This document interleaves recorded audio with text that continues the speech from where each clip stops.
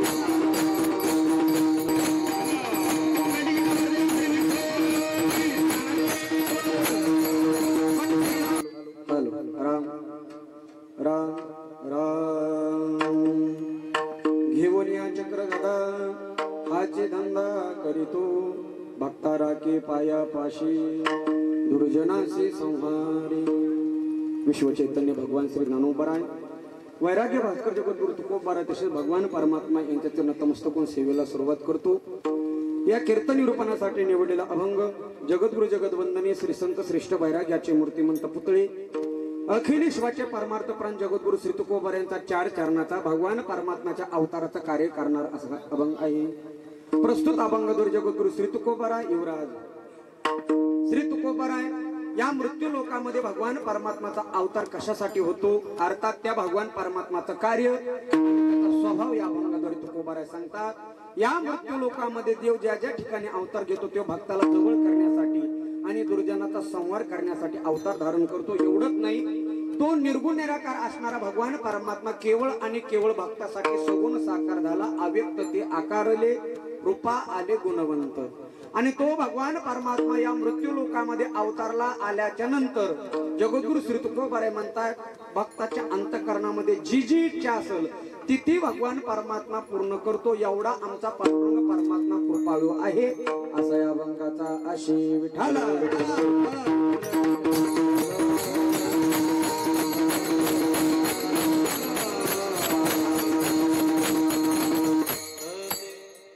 या महाराष्ट्र भूमीला लाभलेली वारकरी संप्रदायाची परंपरा आणि या परंपरेला अनुसरून अत्यंत विराट आणि स्वरूपामध्ये चालत आलेला हा भव्य दिव्य एक दिवसीय कीर्तन महोत्सव आज भगवान नृसिंह भगवान परमात्माचा प्रागट्य दिन आहे अर्थात जयंती आहे। आज भगवान परमात्माचा प्रगट या मृत्यू लोकामध्ये झालेला आहे आणि त्याच निमित्ताने पुण्य पावन आपल्या या भगवान नृसिंह मंदिराच्या दरबारामध्ये उपस्थित सर्व भावी भक्तांच्या उपस्थितीमध्ये गायनाचार्य मृदंगाचार्य कीर्तनकार आचार्य रामायणाचार्य माता माऊल्या पुरुष मंडळी सर्वांच्या उपस्थितीमध्ये भव्य दिव्य स्वरूपामध्ये हा एक दिवसीय कीर्तन महोत्सवाचं या ठिकाणी आयोजन केलेलं आहे। आपल्या परिसराचं वैभव खरंच त्यांचं कौतुक करावं तेवढं कमी आहे बरं का. मला तशी कोणाची स्तुती करायची सवय नाही, ती करू नये.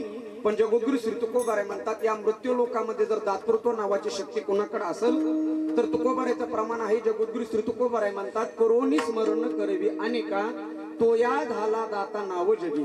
जो स्वतःही नामस्मरण करतो दुसऱ्यालाही नामस्मरण करायला लावतो, जो स्वतःही पुण्याचं कार्य करतो आणि सर्वांना घेऊन पुण्याचं कार्य करतो, अशी माणसं खरंच तुकोबाराय म्हणतात ते दाते असतात. तुका म्हणे ऐशे पर उपकारी तयाच्या पायी डोई मारी.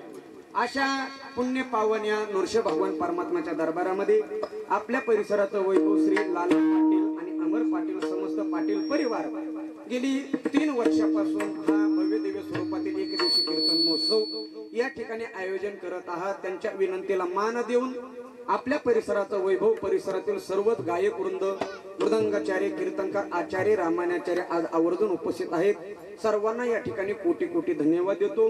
विशेष जेवढं मंदिर सुंदर आहे, मंदिर पाहिल्याच्या नंतर माणसाचा अंतःकरण तृप्त होतं. विशेष म्हणजे आम्ही महाराष्ट्रभर फिरतो महाराज. महाराष्ट्रभर फिरत असताना एकमेव आईचं घर या ठिकाणी पाहिलं बरं का. ते आज आवर्जून माझ्या कीर्तनाला उपस्थित आहेत. त्यांचं सुद्धा एक टाळ्या वाजून आपण स्वागत केलं पाहिजे. स्तुती नाही महाराज, खूप मोठं कार्य या ठिकाणी होत आहे. अशा आपल्या परिसराचं वैभव श्री अण्णासाहेब निळकंठ कदम यांच्या माध्यमातून समाजसेवाही होत आहे. सुंदर असं नृसिंह भगवान परमात्माचं मंदिर आहे. मला वाटतं हे 3रं वर्ष आहे का नाही. गेल्या वर्षी अगोदर मूर्तीचे प्राण प्रतिष्ठा झाली, नंतर कलशारोहण झालं आणि वारकरी संप्रदायाच्या नियमानुसार वर्धापन दिनाच्या निमित्ताने म्हणा किंवा अर्थातच आजच या मृत्यू लोकांमध्ये भक्तराज प्रल्हादासाठी भगवान नृसिंहाचा अवतार धारण केला. आपल्या संत वाङ्मयामध्ये एकूण 24 अवतार सांगितले. त्या 24 अवतारापैकी हा एक अवतार आहे. मुख्य 10 अवतार सांगितले. त्या 10 अवतारापैकी हा मुख्य आणि 24 अवतारापैकी एक अवतार हा नृसिंह भगवान परमात्माचा अवतार या मृत्यू लोकांमध्ये झाला. आणि सर्वजण या ठिकाणी उपस्थित राहून भगवान परमात्माचा प्रागट्य दिन आपण साजरा करत आहोत. सर्वांना कोटी कोटी धन्यवाद देतो. उपस्थित सर्वच गायक वृंद आता इथपासून ते तिथपर्यंत कधी कधी एवढे श्रोते असतात, एवढी तर टाळ करीत आहे का नाही बरं. हा मराठवाडा आहे महाराज. मराठवाड्यामध्ये गायकाची मृदंग वादकाची काही कमतरता नसते. पश्चिम महाराष्ट्रामध्ये गेलात, मुंबईला गेला तर तिथं नेमून असतात 4-5 जण आणि ते म्हणतात महाराज हे आमच्याकडचे पट्टीचे गायक आहेत बरं का, पट्टीचे मृदंग वादक आहेत. मग आम्ही त्यांना म्हणावं लागतं हे आमच्याकडे काकड्याला वाजवायला असतात. असे दोन्ही मृदंग वादक ज्यांनी सुंदर अशी चाल गायली. आपल्या परिसराचं वैभव आदरणीय श्री हरिभक्त परायण बळीभाऊ महाराजांनी सुंदर अशी चाल गायली. त्यांना सुद्धा धन्यवाद. त्यांना तोला मोलाच्या ज्यांनी पाठीमागे सहकार्य केलं माझे पुतणे आदरणीय श्री हरिभक्त परायण प्रदुम महाराज रसाळ आवर्जून उपस्थित आहेत. महाराजांना सुद्धा कोटी कोटी धन्यवाद. आपला वारकरी संप्रदायाचं तत्व सांगतो. वारकरी असं सांगतं की 12 महिन्याचे एकूण 24 एकादशी असतात. आपण त्या धरतो का नाही. जशा आपल्या 24 एकादशी हे वारकऱ्याचे उत्सव आहे, सण आहेत, तसे प्रामुख्याने 5 उत्सव वारकऱ्यांनी साजरे करावे लागतात. त्यामध्ये पहिली आहे रामनवमी, दुसरी आहे गोकुळाष्टमी, तिसरी आहे वामन जयंती, चौथी आहे आजची नृसिंह जयंती आणि 5वी आहे ते उत्तम शिवरात्र. हे 5 सण वारकरी संप्रदायामध्ये मोठा थाटामाटामध्ये साजरे करत असतात. त्याला शास्त्रामध्ये कर्मकांडामध्ये नैमित्तिक कर्म असं म्हणतात. आज या मृत्यू लोकांमध्ये नृसिंह भगवंताचं प्रागट्य झालंय. नैमित्ताने केलेलं कीर्तनाचं महोत्सवाचं आयोजन आहे. शास्त्र असं सांगतो, थोडस लक्ष देऊ नाही का. वेदांत शास्त्रामध्ये कर्मकांडाचे एकूण 4 प्रकार सांगितले. नित्य कर्म, नैमित्तिक कर्म, काम्य कर्म आणि प्रायश्चित्त कर्म. आपण सकाळी झोपेपासून उठल्यापासून ते झोपेपर्यंत जे जे कर्म करतो त्याला नित्य कर्म म्हणतात. शास्त्र सांगतं नित्य कर्माचं कोणतंही फळ लागत नाही, पण ते करावं लागतं किंवा जे ठरवून केलं जात नाही त्याला नित्य कर्म म्हणतात. ऐका बरं, आपण असं कधी ठरवलं का की सकाळी उठल्यावर आंघोळ करायची नाही ना महाराज. ठरवलं नाही ठरवलं तरी ते करावं लागतं. असं कधी ठरवलं का की नाही आंघोळ झाल्यानंतर जेवण करायचंच आहे, नाही ना, ही शरीराची भूक आहे ते करावं लागतं. याला नित्य कर्म म्हणतात. नित्य कर्माचं कोणतंही फळ लागत नाही. शास्त्रामध्ये दुसरं कर्म सांगितलं ज्याला काम्य कर्म म्हणतात. काम्य कर्म म्हणजे फलाच्या हेतूने केलं जाणारं कर्म. उदाहरणार्थ आपल्या घरातील एखाद्या मुलाचं शिक्षण भरपूर झालं पण त्याला नोकरी लागाना. गावातले 4-5 शहाणे माणसं म्हणतात दादा एक काम करा, तुम्ही एखादी सत्यनारायणाची पूजा करा, दान धर्म करा, वारी करा, पंगत करा. का? मुलाला नोकरी लागावी म्हणून. म्हणजे फलाच्या हेतूने केलं जाणारं कर्म म्हणजे काम्य कर्म. शास्त्रामध्ये 3रं कर्म सांगितलं प्रायश्चित्त कर्म. आपल्या हातून झालेलं पाप नष्ट होण्यासाठी केलेलं कर्म म्हणजे प्रायश्चित्त कर्म आहे का. मांजर मारलं कुठं जातात दादा, लोक लय हुशार आहेत, काशी केलेली सांगतात पण मांजर मारलेली सांगत नाहीत. आपल्या हातून झालेलं पाप कुठंतरी जाऊन मुक्त, त्या पापातून मुक्ती आपल्याला प्रदान करता येते, त्याला प्रायश्चित्त कर्म म्हणतात. पण ऐका, या तिन्ही कर्मापैकी एक श्रेष्ठ कर्म सांगितलं, ज्याला नैमित्तिक कर्म म्हणतात. आणि आजचा हा नैमित्तिक कर्माचा दिवस आहे. नैमित्य आहे भगवान नृसिंह जयंती आणि त्या निमित्ताने कर्म आहे. आजचा कर्म उद्या करता येत नाही. उदाहरण घ्या, आता नृसिंह जयंतीचा आज कार्यक्रम आहे, पण काही कारण असतो.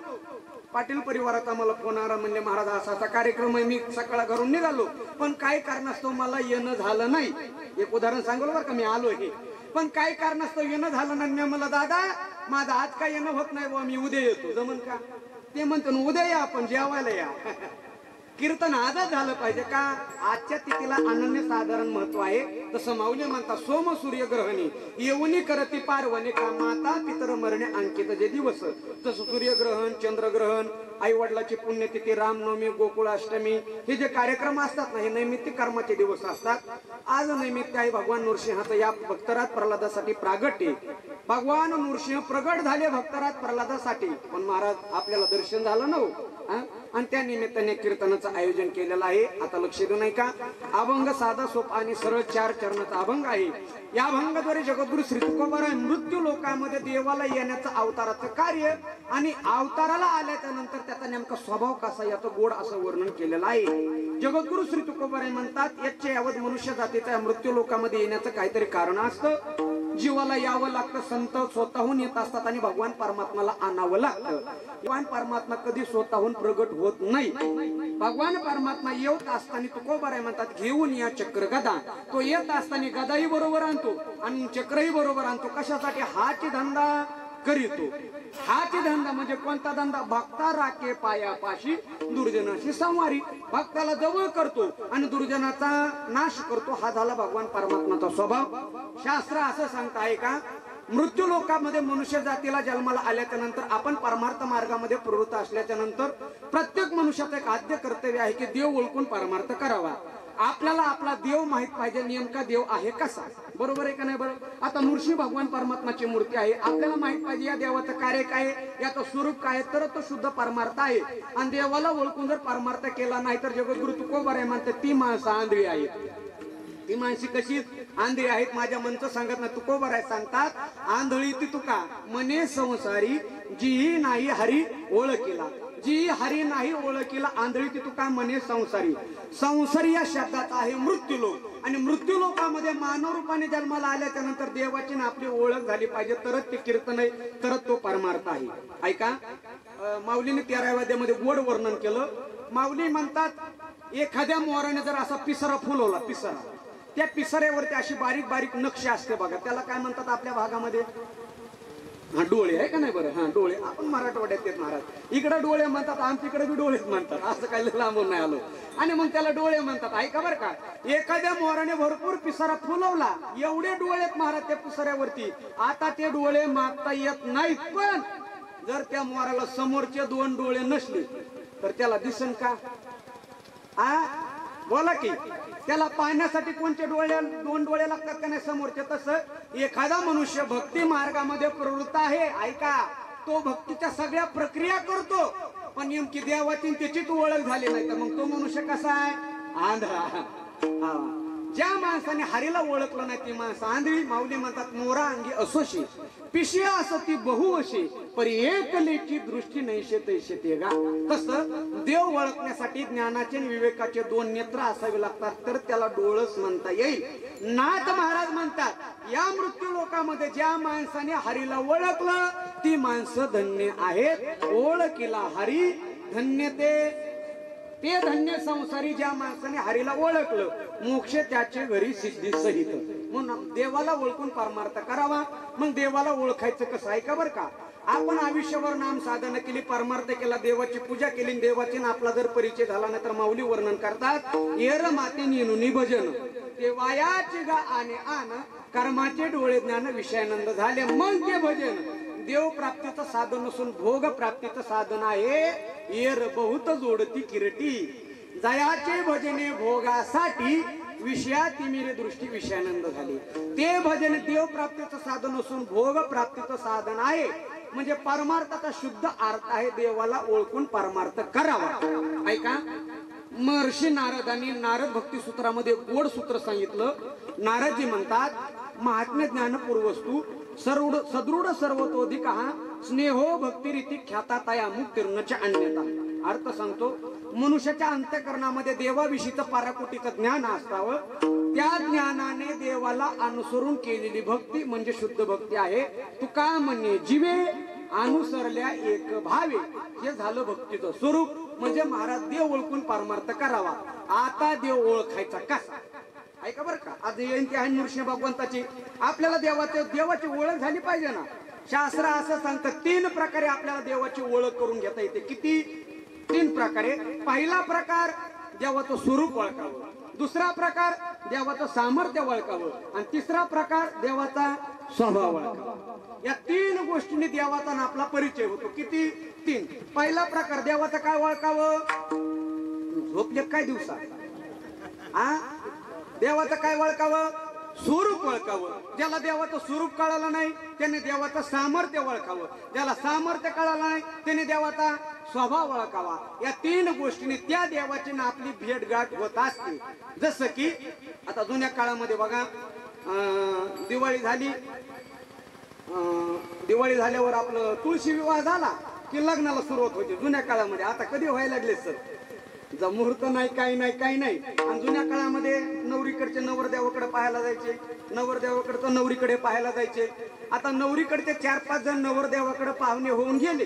आणि तुम्हाला जर मुलगा पसंत करायचा असेल, तुम्हाला जर मुलाची ओळख करून घ्यायची असेल, तर किती गोष्टी पाहतात तुम्ही? गेलते का नाही कधी? का नुसतं जेवायलाच गेलते? नवरदेव जर पसंत करायचा असेल तर किती गोष्टी पाहायला जातात? 3. हे जुन्या काळातलं. आमच्या नशीब येणार नाही. आता जे पोरं फोन करून सांगते, पप्पा लग्न झालं. बरोबर आहे ना? आता जर तुम्ही नवरदेवाकडे नवरदेवाकडे पाहायला गेलेत, नवरदेव पसंत करायचा असेल तर किती गोष्टी पाहतात तुम्ही? 3.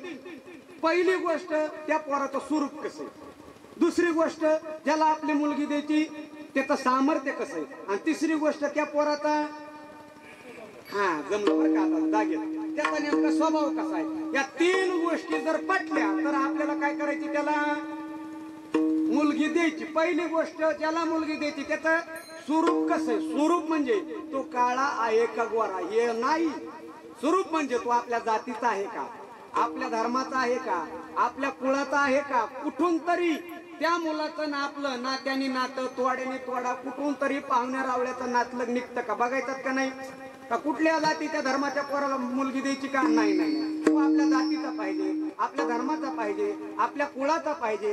एकदा का नवरदेवाचं स्वरूप पटलं लगेच पोरगी द्यायची का? स्वरूप पटलं, लय नात्यातला भिकारी जमन का? नाही. मग दुसरी गोष्ट काय पाहिजे? त्याचं सामर्थ्य. त्या नवरदेवाचं नेमकं सामर्थ्य कसं आहे, म्हणजे तो किती शिकलेला आहे, कुठं नोकरी करतो का, त्याची महिन्याचं वेतन किती, तो महिन्याला किती कमवतो, त्याच्या नावावर जमीन किती, बँक बॅलन्स किती. आपल्या मराठवाड्याच्या भाषेमध्ये कुठं तो चिटकालेला आहे का? चिटकणे कळतंय ना?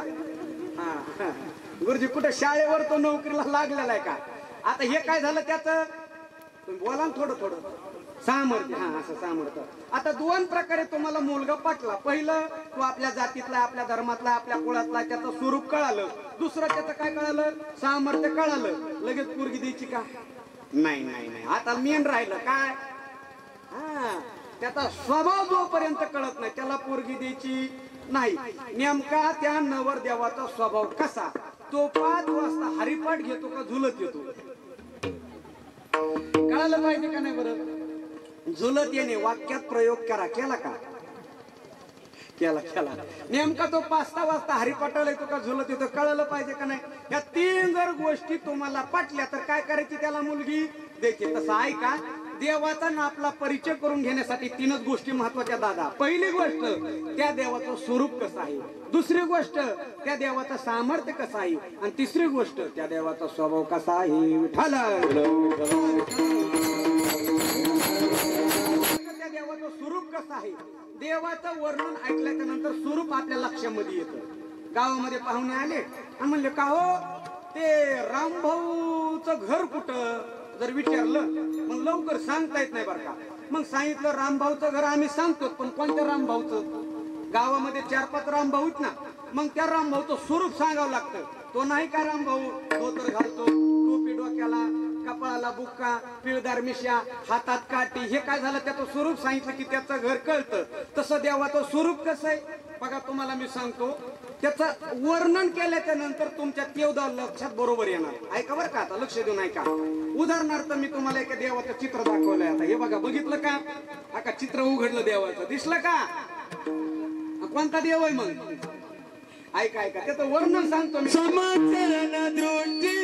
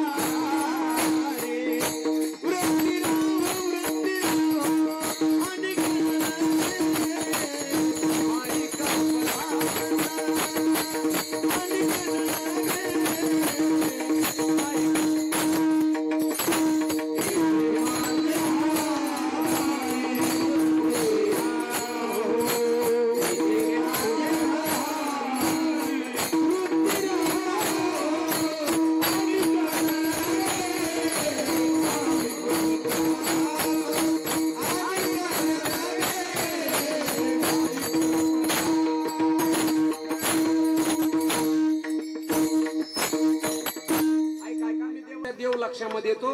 तुम्हाला एक मी देव दाखवला होता, कोणता स्वरूप राहिलं होतं. देव कोणता आहे बघा बरं का. हे देव ऐका, त्या देवाच्या सुपासारखे कान आहेत. लक्षात आला का देव? त्या देवा